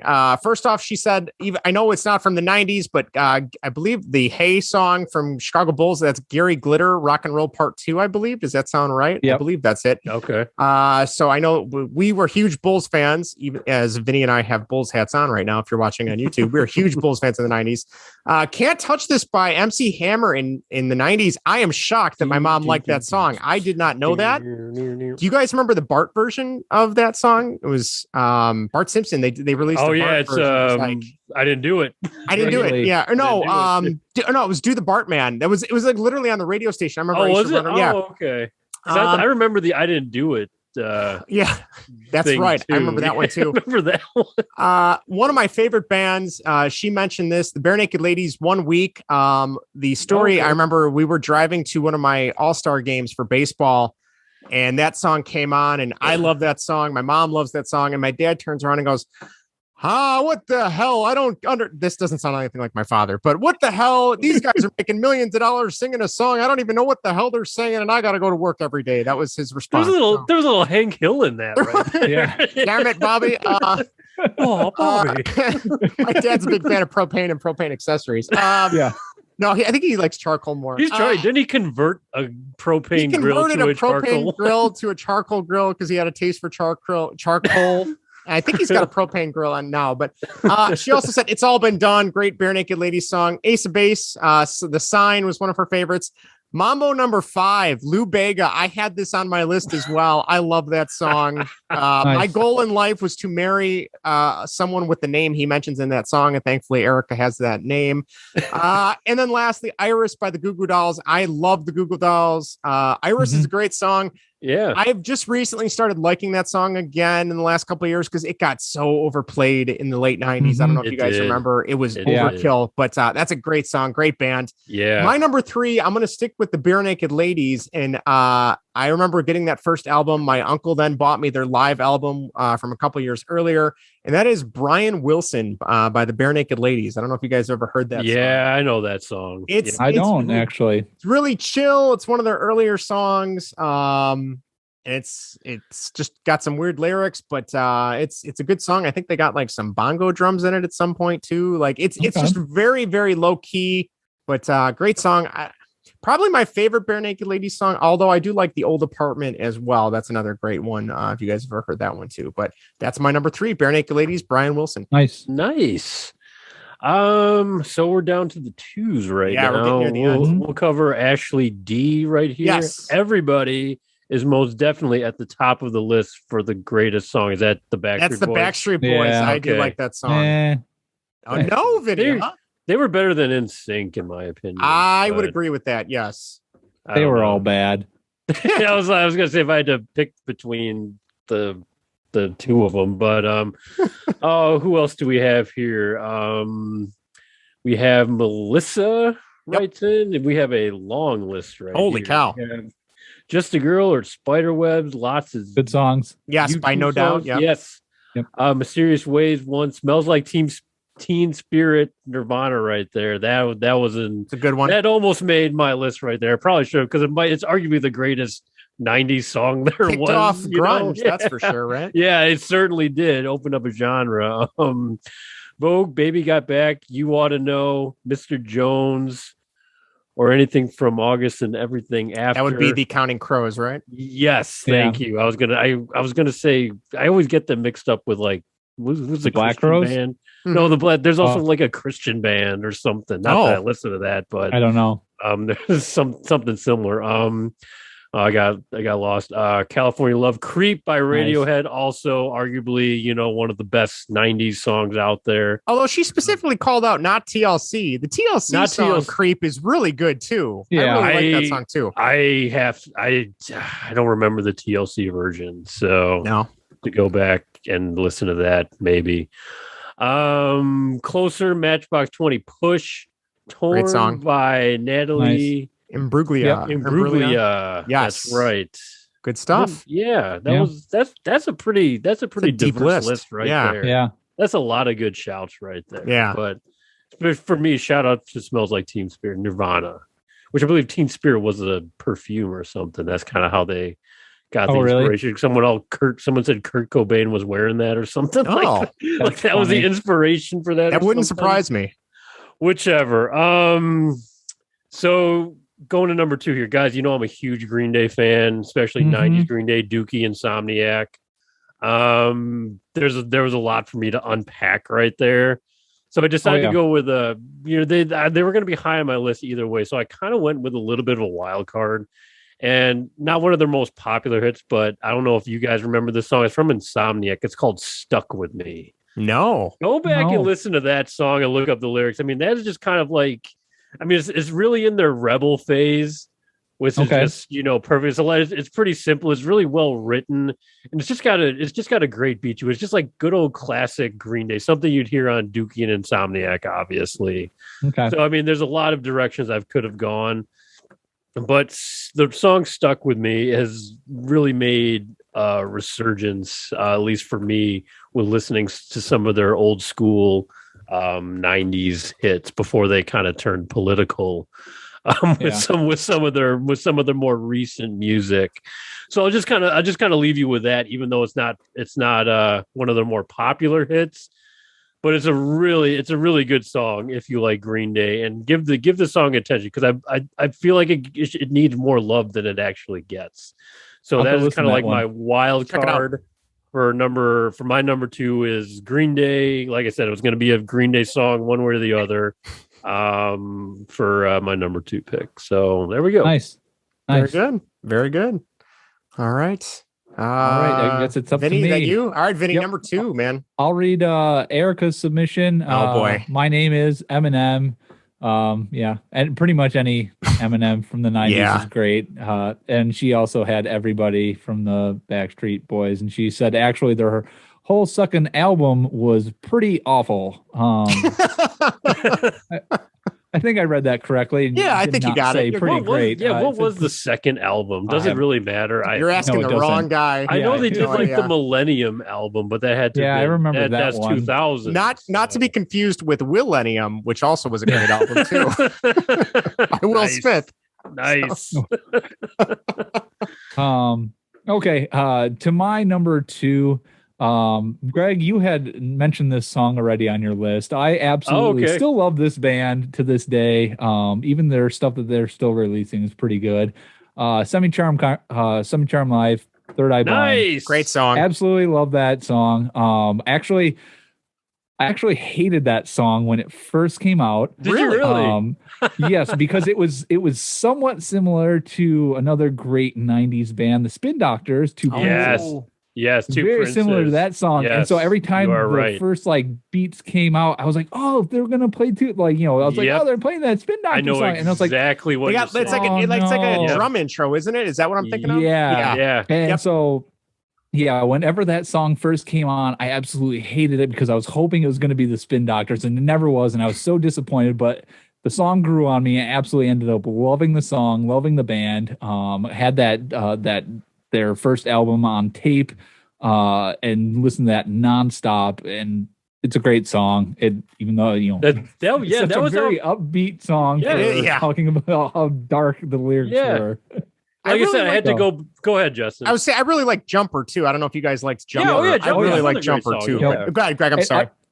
No, go ahead, Vinnie. I was just going to say that their first album actually, I think Blue, their second album, was better than their first one. If you guys, so the first one was their self-titled album, right? Yeah, which Semi-Charm Life was on. Yeah, was on. So from '97. Something. Blue was definitely their better album. I can listen to that one front to back, but Semi-Charm Life had to be on there, number 2. So. Yep. You know what, Vinny? Once you said you hated that song at first, because you thought it was Two Princes by Spin Doctors coming on. That reminds me of I had this same feeling too, and I can't even remember the song that I wanted to listen to, but I remember when Sugar We're Going Down by Fall Out Boy came on. The intro, that little drum intro. I'm like, playing this. I can't even remember what the song I wanted to listen to, but I always was disappointed that Fall Out Boy was on. And I like Fall Out Boy just fine. Yeah. I was like, oh, this song. So not again. So when you said that, because I'm like, and it's so funny now because I'm like, what was the song I actually wanted to listen to? I have no idea anymore. It was so long ago, but that's so funny because I was the exact same way with that's great. So good stuff. Very good. All right. Is it my turn? It is your turn, Justin. All right. I'm going to read. This was from Zach on the Game Informer Facebook group. So thank you to those guys for writing in. And I'm going to butcher this, so I apologize, Zach. He said, my favorite song from the 90s is a song called La Migra from the metal band Brujeria, which I'm hoping I'm pronouncing that right. And then he also said he was just getting into death metal and punk back then. He also listened to a lot of Korn, 311, and Limp Bizkit too. Though 311 was a band in high school I thought was awesome. They're okay, but that was my favorite. I really liked them in high school. All right, my number 2, arguably in my top 3 bands of all time, Chicago group. I know not everybody likes the lead singer, but I'm going to go Smashing Pumpkins. 1979. This is my favorite Smashing Pumpkins song. Yep, on my honorable mentions. I think I mentioned this on our best concerts. I was so bummed. That was the one song they did not play that night. I was so bummed. The concert was great. How could they not play that? He hates the hits. Yeah, Billy he's not. Corgan I mean, that's Billy hits. Corgan. He's kind of he's a strange dude. Wasn't that a hit though? I thought it was, and I know we've already he hates playing the hits. Yeah. Oh, he hates playing the hits. He hates. He hates them because that's what everybody plays. They did play some. I mean, like they played Tonight. They played Today's the greatest. No, is it today's the greatest day? I can't. Tonight they played for sure. I remember that's a great song too. And Perfect is another good one. But yeah, that is my favorite song. Also, I know Vinnie already mentioned Clerks 2 in this episode, but I'm going to mention it too. They play that song in Clerks 2, and it is perfect. Like that scene and what's going on, and such an awesome song. Awesome music. That's a great movie. Great movie. The music video is awesome too. It's just a bunch of kids being kids, getting their driver's license, driving around town, causing trouble. Coming of age song. Like to me, that just reminds me of being like a kid and enjoying summer vacation. Like that's just a great song for me. So that is my number 2. Greg, it is a great song. And going back to the music video, like great video, great song. Billy Corgan just gives me the creeps though. He's a creepy dude. And that was right around the time he started shaving his head too. Yeah, that was it too. I'm just like, oh, he's Blofeld, but it always comes back to Bond. Always bring it back. That is a great shout. And I got to admit, Justin, I think I predicted your top 2, and so far I'm correct. Wow. So we'll see if I nail number 1, even though I think I'm dead on. Okay. But I won't spoil anything. All right, fair enough for your announcement. Before we get to our biggest submission from Chris, friend of the pod, I'll close out with a few of our smaller ones. Justin G, Snoop Doggy Dog right there. Good call. Do we know Justin G? No, he was also, I believe, from the Facebook Game Informer groups. He wrote in. He sent me a picture of the album art from the is it the Doggy Style album? I think so. I think he liked anything from that. So, and then Vinny from the Rough Cut podcast.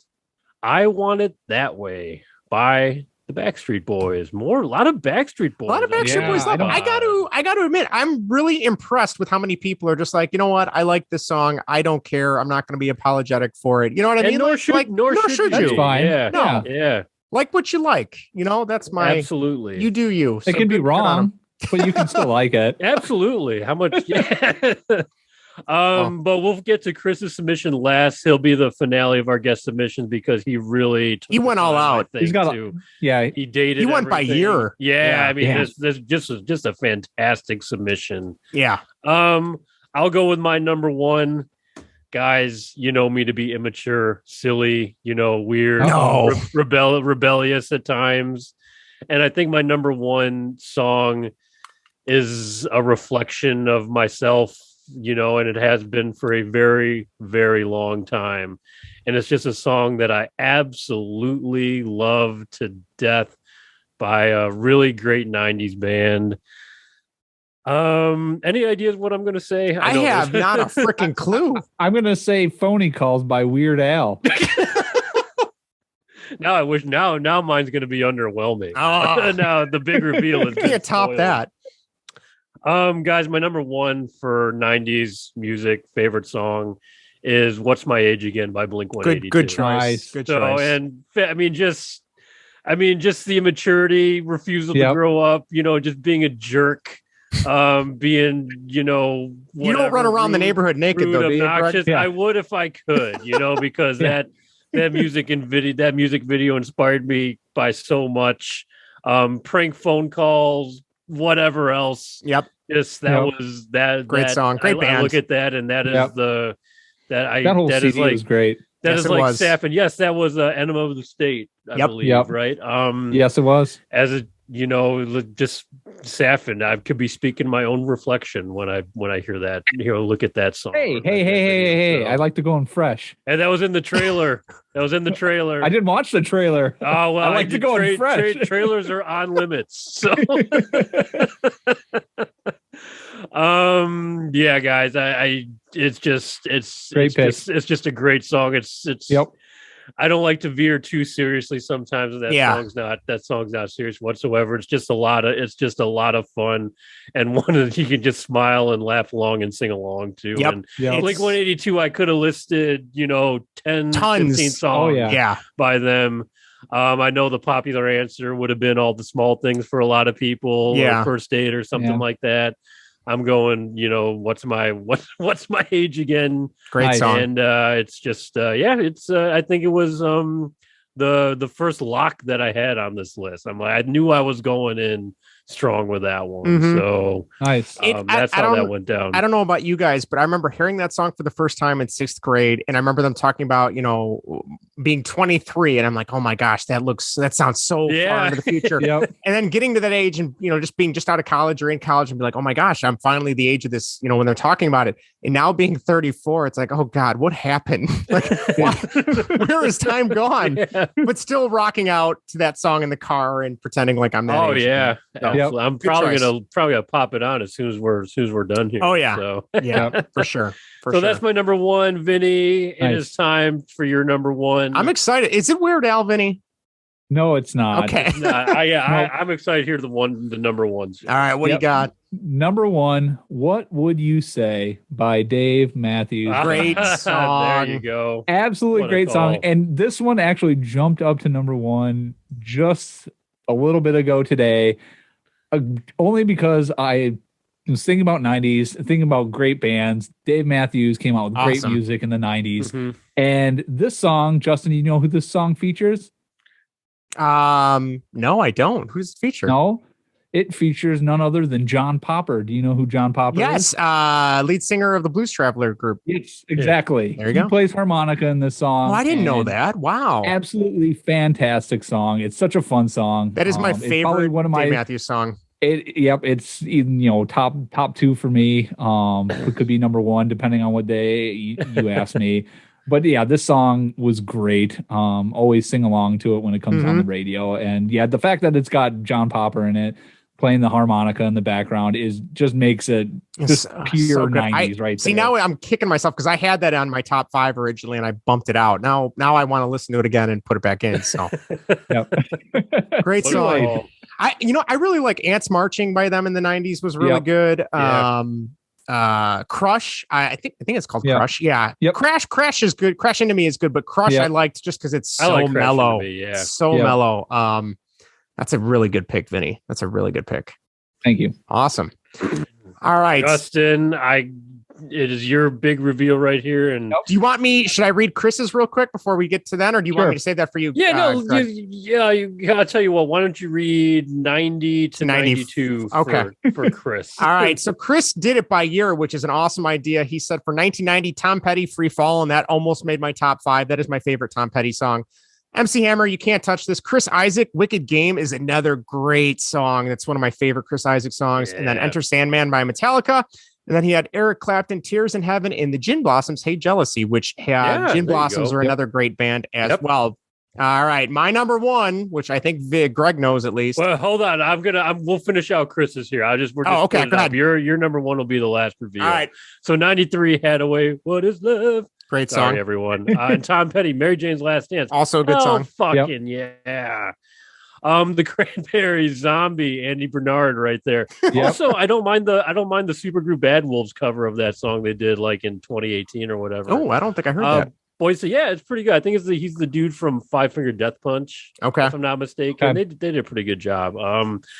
Boys to Men, I'll Make Love to You, Oasis, Wonderwall. I'm waiting for Oasis to make I was waiting for that song to show up. They were almost on my list. They got bumped off. Live Forever is my I love favorite. Oasis. They There were you go. honorable Deep- mention there. I love this next one, Deep Blue Something, Yes. Breakfast at Tiffany's. Yes. Such a good song. Dave Matthews Band, Crash Into Me, love that one. What's it I can't remember what I was gonna say about that one. Am I breaking up here? No, you're good. You're good. Oh, okay. Sputtered there for a moment. Nope. You're good. Okay. Green Day, Good Riddance. Time that was almost on my Yep. list right there. Sorry, Vinny. I'm taking over right here. Do you want to No, finish that's fine. off Chris's list right here? Yeah, you just read Green Day, right? Yeah. Casey and JoJo. Oh, All My yeah. Life. Great song. Oh, Great yeah. song. Just forgot about that one. 98 Tupac. Changes. That's a good Changes. song. And then Kid Rock, Ba with the Ba. I think we all Oh, yeah. probably all sang that song when we were kids. Yep. Mhm. And then 99, Blink 182, All the Small Things. Greg, you alluded to that earlier. Yep. And then Dr. Dre featuring Eminem, Forgot About Dre. Fantastic Good song. stuff. Yeah. Good stuff. All right. This is it. This is my my final song. My number one one. song is First of all, this is my number one, and number two were immediately set as soon as we decided this. My number one, though, is I wouldn't call them a one-hit wonder, but I guess they kind of are. And that is the New Radicals. You Get What You Give. Nice. I love that song. I remember first time I heard that song thinking it was so cool. The music video was incredible. It's just them causing chaos in a shopping mall, which is great. I remember I would get so frustrated because they would play that on the 101.9 The Mix out here in Chicago, which is just like an adult. At the time, it was like an adult contemporary rock station, but now it's more of like it used to be station. Great. Yeah. It used to be a really good station. Now it's not that great. For a variety of reasons, including one of their hosts that just got fired. But anyway, I used to get so mad because they would never play the ending, which kind of like switches up the tempo and changes things. And they kind of rant out about a bunch of singers and actresses and actors, and they kind of trash them. And I loved that. And they never played it. So I was always happy when I would hear it on Q101 or on VH1 and MTV because they would play that. So that is my number one song. I love that song. Anytime I hear it, it just cheers me up.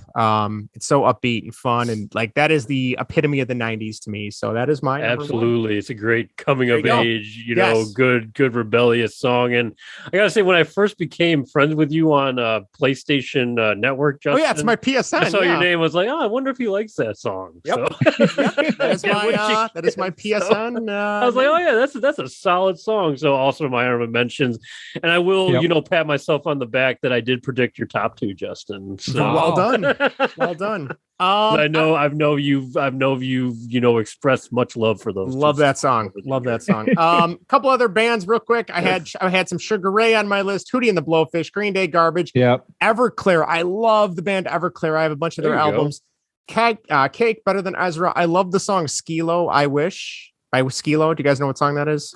No, it's all about wish. I wish I was a little bit taller. I wish I was a baller. Yep. Oh yeah. That would be my walk-up song if I'm ever a baseball player. Red Hot Chili Peppers, Semisonic Closing Time. I love Harvey Danger's Flagpole Sitta. I love that song. That's a really good one. And Eagle Eye Cherry. Len, Steal My Sunshine almost made my five. I love that song. So there you go. That's it. Anything else? Vinny, you got some honorable mentions you want to shout out? Yeah, I got Cake on there. The band Cake. Yeah. Yep. Boys to Men, Motown Philly, great song. Poison by Belle Biv DeVoe. Fantastic Voyage by Coolio. Good song. I don't know if you guys know this one. No Vaseline by Ice Cube was a great dissing song. That was a fantastic dissing song. Virtual Insanity, Jamiroquai. Good Vibrations, Marky Mark and the Funky Bunch. You go. Good song. Black or White, Michael Jackson. Heart Shaped Box, Nirvana. Smooth, Rob Thomas and Santana. That's that was a great song. Yep. Time Bomb by Rancid. Also good. Let's see. Spin Doctors. I mentioned those them before. Bittersweet Symphony by The Verve. Yeah, good song. Crazy by Seal. I totally forgot about Seal. Surprised that this rapper wasn't mentioned. Notorious B.I.G. Also no good. More Problems. Big Papa was my ringtone all throughout high school. I just want to throw that out there. That would make sense. That would make a lot of sense. Waterfalls by TLC. I'm surprised no one had mentioned that one either. Yeah. Black Crows, Kid Rock, Blues Traveler. Yeah, good stuff. I also want to throw out there, I know we talked about No Doubt, but Sunday Morning by I don't know if you guys have ever heard that song by No Doubt. That is my favorite No Doubt song. Awesome drum intro and drum fills. Have to give it a listen. So definitely give that a listen. Nice. I think you guys covered my honorable mention list, or I think we've covered it in the listener submissions. I'll finish off by one song by a band, in particular a singer that's no longer with us, but one of my favorites of all time. That's Chris Cornell and Soundgarden, Black Hole Sun.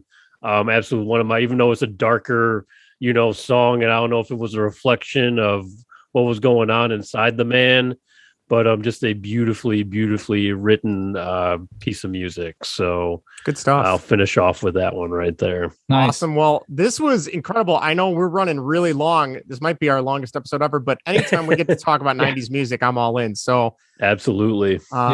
I guess that's all we got, unless there's anything else you guys need to share real quick. I think I covered mine as much as I can. Let's close the podcast before my list changes. Yeah, I know. Yeah. All right. Well, thank you guys for listening. We will be back next week. Again, you can email us at baseballwhatever@gmail.com or baseballwhatever.podcast at bellyupsports.com or bellyup.com. It's both, I think. Both. Yeah, or bellyupsports.com. Bellyup Sports. what? Think. What the website? email? Yeah. Yeah. Oh, Okay. Oh, I don't know. All right. Anyway. Or tweet us at baseball and what, or facebook.com/baseball and whatever. Don't forget our merchandise. If you want a hoodie, a baseball tee, a long sleeve tee, or a t-shirt, that should be up in the next couple days. We have to email them because for some reason the website's not loading. But that is it. The text line.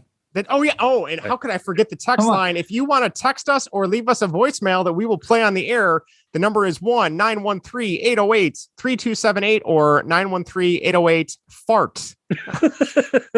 We are a reputable podcast. Anyway, thank you for listening. I'm going to go listen to some 90s music now and rock out while I edit this and upload it. Also stay tuned. Vinny will have another episode of Blast from the Past. Vinny, what Bears game are we doing this week? Oh, it's the Bears versus the Rams back in 1998. Oh boy! I'm thinking there might be some. I'm ready Kramer for these on there. names. All right. It's not. No, it's not good. Oh boy! All right. So stay tuned for that. That'll be up on Sunday. Monday. That'll be up on Monday before the Bears game. Thank you. I have an extra day to work on it. Thank you, Vinny. That will be up Monday. And we will see you guys all next week. Thanks for listening, everybody. See ya, everyone.